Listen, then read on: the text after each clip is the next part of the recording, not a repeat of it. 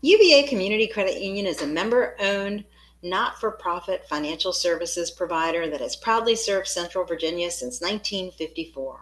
Our primary mission is to promote financial wellness and focus on people, not profits, by supporting the needs of our members and investing in the communities we call home. Learn more at uvacreditunion.org. Welcome to our Travel Savvy series. In this video, we'll discuss pre- and post-trip planning. So we know that a well-informed traveler is a confident traveler. So before you set foot on a plane, train, or cruise, it's essential to do your homework. Travel requirements vary widely by country. So it's important to get to know those before you leave for your destination. Depending on where you're going, you may need a visa or an authorization form to enter. For example, trips to Europe, the European Travel Information and Authorization System will become mandatory for U.S. travelers starting in 2026. And that's a new kind of thing that they've wanted to roll out this year, but it got bumped back to 2026. But you'll want to make, accommodations and plan accordingly. You don't want to be surprised by missing a document. You'll want to confirm the type of identification you'll need to travel well in advance. That way you'll have time to update your passport or obtain a real ID. That real ID is now required for flying domestically. And if you're traveling internationally, you'll want to confirm that your passport has the required number of blank pages for entry and is valid for at least 6 months beyond your travel dates. So make sure you check that well in advance, because the issuance time to get that passport renewed or even to apply for a passport can be anywhere from 6 to 8 weeks. You'll also want to see if vaccinations are needed. Some destinations require proof of specific immunizations before you can enter, or you may just want to protect your health against specific hazards in the area. And we all know that one of the best parts of planning is kind of picking activities and sites you want to see. So every moment doesn't have to be scheduled on your trip, but having a sound itinerary can help you, make sure you hit the high points and maximize your stay. You'll want to purchase tickets early for popular attractions or events because they could sell out, or even, the price may increase closer to the date, or you may have to purchase through expensive third-party sites. So try and get those as early as possible, and try to talk to others who have visited to seek out their recommendations on hidden gems or what they experienced while they were there. Finally, always consider what needs you may have. Do you have to make accommodations for kids, health, prescriptions, pets, etc.? You have to kind of prepare for those in advance to ensure a smooth, safe journey. And take the time to learn about local customs. What's polite in one country may be offensive in another. So from greetings to tipping culture, being culturally aware can enhance your experience and just shows respect for local residents. And you'll also want to be familiar with common crimes and scams in the area, whether it's pickpocketing or, just scams targeted at tourists. You'll want to know what to watch out for. Visiting travel.state.gov before a trip is crucial for informed decision making and enhanced safety. This site provides vital information like travel advisories, local laws and customs, emergency contact information, and you can actually enroll in something called the Smart Travelers Enrollment Program, or STEP, which would allow the U.S. Embassy in your location to contact you in case of an emergency. So if you're traveling abroad, I highly recommend that you give this site a look. Now, when you're traveling, generally standard U.S. health insurance plans do not cover medical expenses incurred outside of the United States. This includes Medicare and Medicaid. Even if you're traveling within the United States, certain medical plans may not cover you out of network for certain incidents. So you'll want to dig in and see what coverage that you have offered based on where you're going. Now, some plans may have limited coverage for emergencies, but you may want to consider separate travel medical insurance to make sure that you're covered for routine and non-emergency medical care while traveling, especially abroad. So sites like SquareMouth, Nationwide, Berkshire Hathaway, they can help you easily compare prices and coverage based on where you're going and your duration of travel. So the prices vary. You'll just want to compare those. Standard U.S. auto insurance policies typically do not provide coverage when driving outside of the U.S., maybe with the exception of Canada and Mexico. Again, you'll want to check with your policy provider. But if you're driving abroad, you'll likely need to purchase international car insurance or rental car insurance from the rental company that you're getting your car from. You can also check with your credit card issuer because some may actually provide coverage when paying for rental cars with their card. Again, you'll want to make sure any coverage that you have or purchase meets the country's minimum requirements, and you'll want to see whether or not your driver's license will work overseas or whether or not you need to apply for an international driver's license or international driving permit.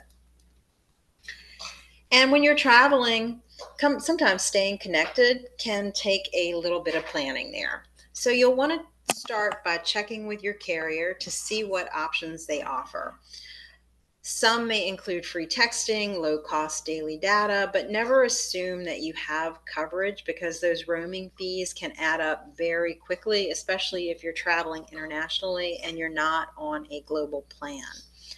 So even without cell coverage, you can stay connected over Wi-Fi using apps like, WhatsApp, FaceTime, Messenger.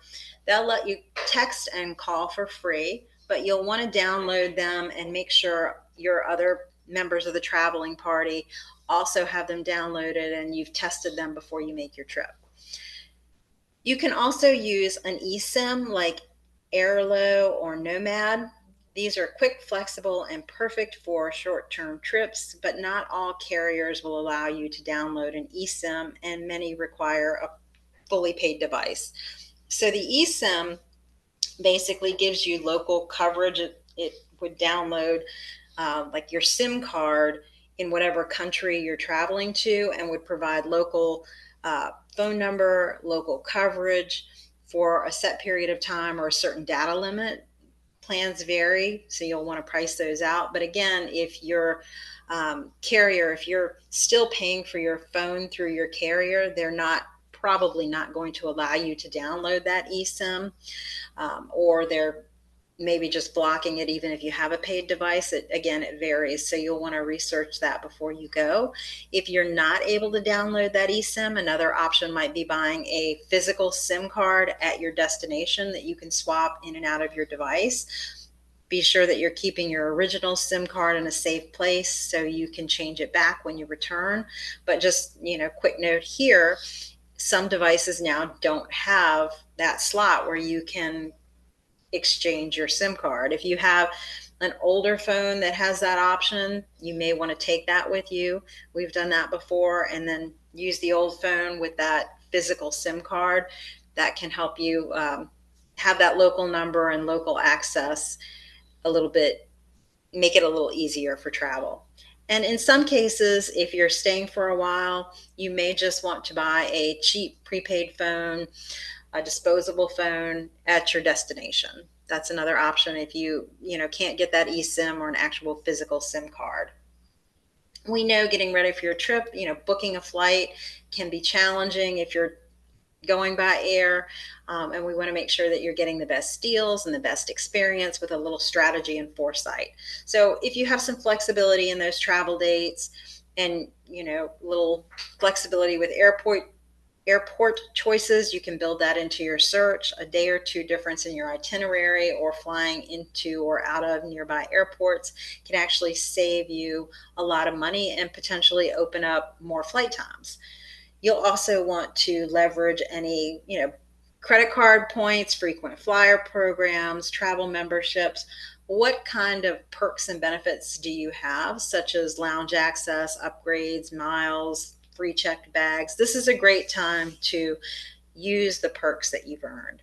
And if anyone you're flying with requires special accommodations like mobility assistance or extra space, meal preference, etc., you'll want to request that as early as possible.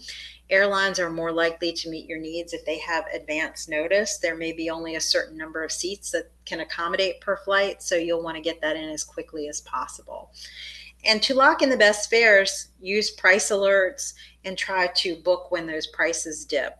They fluctuate often, so staying ahead of the curve can really make the difference between, a great deal and overpaying. You'll want to try and book in advance. For domestic flights, 1 to 3 months is kind of the sweet spot. For international, it's 2 to 8 months. You'll want to avoid booking last minute unless you're using points or flying during off-peak times, or maybe you're not really particular about your destination. You're looking for those last minute travel deals that pop up. That's a great time to take advantage of those, last minute deals if you really don't have a set destination in mind. A word about seat selection. You'll want to check that frequently leading up to your departure. Airlines occasionally shift seating without notice, and you don't want to be surprised at boarding. We've had this happen. We were flying on I think it was a smaller plane, and they changed it to a bigger plane, and they shuffled our seats and split up all of our travel party. So when we were kind of checking in on the flight status, we had to call the airlines and have that reset so we were all together again.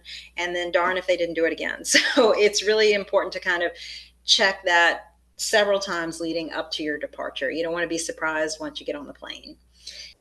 Fly smart. Plan ahead, and you'll set yourself up for a more comfortable and cost effective journey from takeoff to touchdown. Now, if you're a frequent air traveler, you may want to investigate expedited travel programs like TSA PreCheck or Global Entry.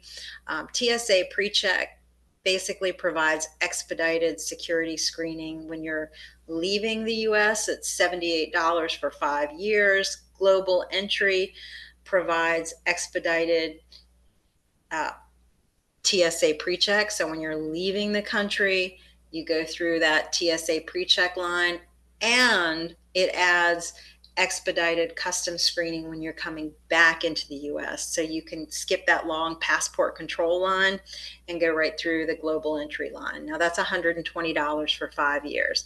Now both of these programs, it's not just you apply and you get it. You actually have to provide fingerprints, your passport, a lot of information. They do a background check. And if you're denied, you will not get a refund of your purchase price. So that's one thing to keep in mind. Now, Nexus Sentry is a Customs Border Patrol program that helps smooth the entry between Canada and Mexico, the US borders. That's $120 for 5 years. Clear is a private service that serves over, right now it's I think 59 airports. That is $199 a year. But the bonus here is that children are free, and you do get discounts for additional family members on that plan. So if you're interested in learning more, visit the cbp.gov travel trusted traveler programs, and you can learn more about the TSA PreCheck, Global Entry, and Nexus, and of course the Clear site to get more information on Clear. Now, when you're traveling, travel apps can be some of your best traveling companions that can streamline logistics, enhance your experience, and of course, help you adapt on the fly. So some of the recommended travel apps, of course, we have flight hotel packages when you're in that planning mode. You have Airbnb, Skyscanner, Booking.com, General Planning. You have Like a Local is one of my favorites. Obscura, they recommend kind of non-touristy spots. You also have the big ones, TripAdvisor, Expedia, etc. Dining, having Zomato, OpenTable, all of those in advance and kind of researching some places you may want to go and what other travelers have said can be very helpful. For communication, you have WhatsApp, Messenger. You can do language translators like iTranslate. Of course, we talked about Google Wallet, Apple, Samsung Pay in our payment video, but that's something you may want to download in advance if you don't have that as well. Uber, Lyft, Bolt, taxi apps, etc. Then you have apps that can help you protect your information and get through airport security faster. So there's many, many different apps that can help you enjoy your trip a little bit more effectively and efficiently. So research what's important to you and kind of based on your activity and what you know you'd like to do. There's some great apps. And if you're using map apps, just, you'll want to make sure that you're downloading those in offline mode so you can also use them if you don't have great service. And going on vacation isn't about, planning the trip. You'll also want to make sure your home is safe and secure while you're away. So take a few steps to make sure your home looks lived in. You'll want to stop your mailbox or stop your mail delivery, because a full mailbox is just, it's a red flag. Hey, we're not home, when they see the mail pile up. So you can, go through your local post office and stop that delivery, or ask a neighbor to collect things for you. You can put a few lights on timers to make it look like someone is at home at night. This is a simple and effective way to kind of deter break-ins. If somebody's looking at your property, let your security or alarm company know you'll be out of town. Make sure your camera app, if you have something like that, Ring or whatever, that it's up and running and connected well. Your battery is charged. Make sure your emergency contact information is up to date, and just give it a test before you go. And make sure you tell someone that you'll be gone, and make sure they have a way to get in touch with you. They can keep an eye on your home, maybe take the trash out, check for packages. It's just good to have a local backup. I mean, we had this happen to us. Our neighbor was traveling to Colorado and a tree fell on their house. So we luckily were able to easily text her. We knew where she was, and of course they came back in a hurry, but you just never know. So you want to have somebody that can get in touch. And of course, avoid late fees or service interruptions by making sure that all of your bills are paid before you go. If you don't, if you want to set up auto pay so you don't have to worry about that while you're going, that's a great way to kind of help you relax and enjoy your trip a little bit more. And of course, we recommend that you don't check in or post pictures while you're traveling, especially if no one's home. That's just telling people that you're over there, so no one's in your home. So we always recommend that you just take those great pictures and post them up, but post them once you're back home. And we don't like geotagging on your camera app. Basically, every time you take a picture, your mobile device captures the geographic data where that picture was taken, and when you post it to social media, it tags that location. And I'm not talking about an approximate location. It's pretty specific. So if you are posting pictures on social media regularly, I just recommend going into that camera app to disable geotagging. It's specific to your device, so you'll want to check based on whether you have a Samsung or an Apple, what type of device you have, how to disable the geotagging on that camera app. But I highly recommend that, especially if you have younger kids that are posting things on social media. It gives so much information. And once you return home, it's critical that you monitor all of your accounts to confirm the accuracy of purchases, make sure that purchase prices are correct. There's nothing that you don't recognize on there.